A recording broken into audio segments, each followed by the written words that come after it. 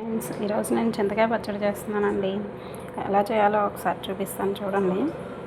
ముందుగా ఒక 10 పచ్చిమిరపకాయలు, పల్లీలు బాగా వేయించుకోవాలి. వేగిన తర్వాత చల్లారిన తర్వాత మిక్సీలో పచ్చిమిరపకాయలు, పల్లీలు కొంచెం ఉప్పు, కొంచెం ఒక 5-6 వెల్లుల్లి రెబ్బలు వేసేసి ఇలా మిక్సీ పట్టుకోవాలి. తర్వాత ఇదిగోండి ఈ చింతకాయ తొక్కును కూడా, ఈ చింతకాయ తొక్కు ముందుగానే సంవత్సరానికి సరిపడా ఉప్పు పసుపు వేసేసి బాగా తొక్కి పెట్టేసుకుంటారు.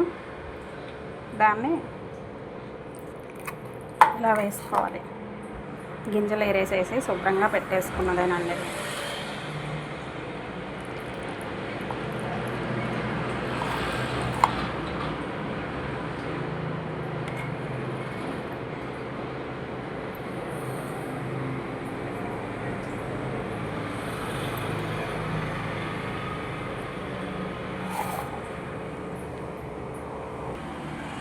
ఇలా గట్టిగా ఉంది కదా, అప్పుడు కొంచెం వేడి నీళ్ళు, లైట్గా గోరువెచ్చగా ఉన్న వేడి నీళ్ళు కొంచెం పోసేసి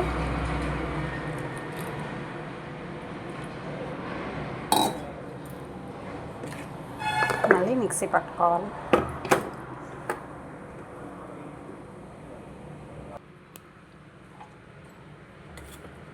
చూడండి, ఇలా వచ్చేలాగా పట్టుకోవాలి. మిక్సీ పట్టేసుకొని ఇలా మెత్తగా వచ్చేలాగా. పల్లీలు మనం గుజ్జు కోసం వేసుకుంటామండి. కొంతమంది పల్లీలు కూడా వేయకుండా చేసుకుంటారు. ఇష్టం లేని వాళ్ళు అలా కూడా చేసుకోవచ్చు. ఎండుమిరపకాయలైనా వేసుకోవచ్చు, పచ్చిమిరపకాయలైనా వేసుకోవచ్చు.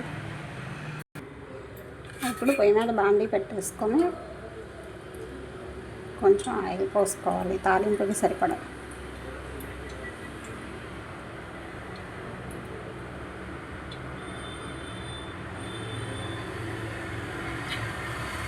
కొంచెం ఎక్కువ ఉంటేనే బాగుంటుందండి చట్నీ కదా.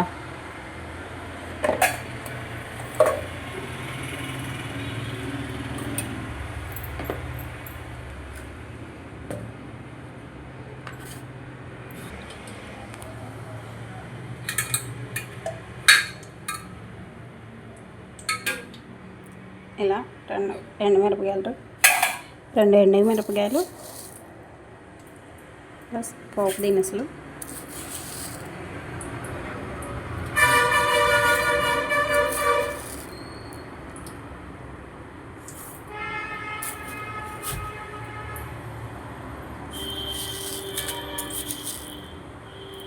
మేమైతే ఎక్కువ తింటామండి దినుసులు. అయితే తక్కువ తినేవాళ్ళు అయితే తక్కువ వేసుకోవచ్చు. జీలకర్ర,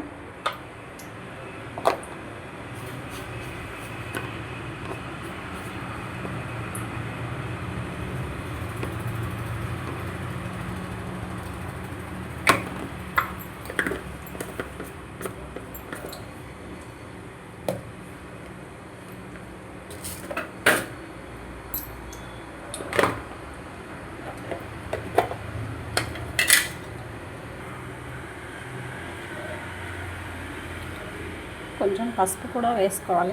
తాలింపు గింజలు వేగాకేద్దాము.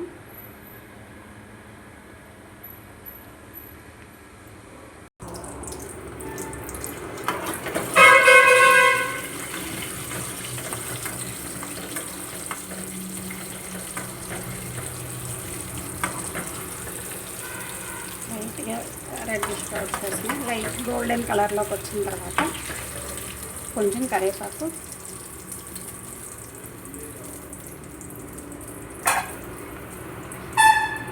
కొద్దిగా పసుపు,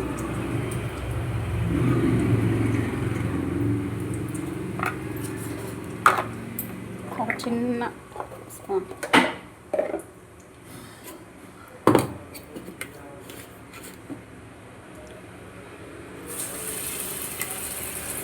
ఇలా తాలింపులోనే వేడి ఆయిల్లో వేసేసి కొంచెం మగ్గించుకోవాలి.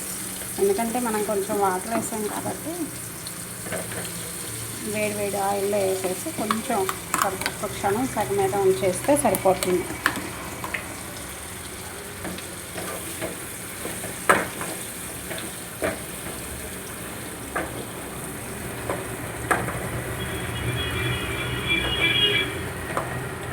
వేడి వేడి అన్నంలోకి మంచి టేస్ట్ వస్తుంది, టేస్టీగా ఉంటుందండి. చూసారా అండి ఎంత ఆయిల్ పోసానో, ఆయిల్ మొత్తం పీల్చుకుపోయింది. నేనైతే ఈ గరిటెతోటి 2 గరిటెలు ఆయిల్ వేసాను.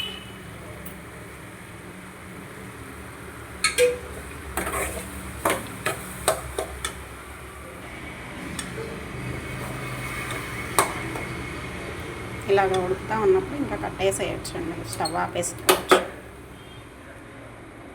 అంతే అండి. పప్పుతో కూడా చాలా టేస్టీగా ఉంటుందండి. చింతకాయ పచ్చడి, వేడి వేడి అన్నం పప్పుతో సూపర్గా ఉంటుందండి. వేడి వేడి చింతకాయ పచ్చడి రెడీ.